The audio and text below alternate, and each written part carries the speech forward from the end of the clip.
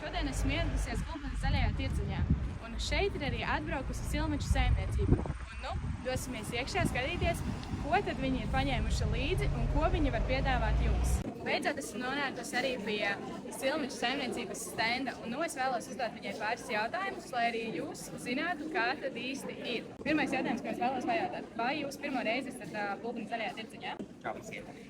Jā, mēs esam pirmo reizi Gulbenes zaļajā tirdziņā un kopumā pirmo reizi zaļajā tirdziņā vispār. Un nākamais jautājums būs tāds diezgan plašs jautājums, uz kuru varēs diezgan ilgi un gari iespējams atbildēt, bet kāds ir jūsu piedāvājums? Es varu atbildēt īsumā. Mums ir kazas piena produkti, tie ir cietais nogatavinātais kazas sirs, svaigais sirs, kurš ir izpirkts, svaigais kupinātais, krēmsirs ar zaļumiem, mums ir kazas piena piespienas un arī saldējumi. Tālāk mums ir miltu izstrādājumi, tā ir svaigā pasta, makaroni, pilngraudu dzīvā ierauga maizīte, vīra prieks un hobijas kūpināšana, kūpinātas vistiņas, mājas majonēzi, kā labie neaizvietojamie tauku uzturā.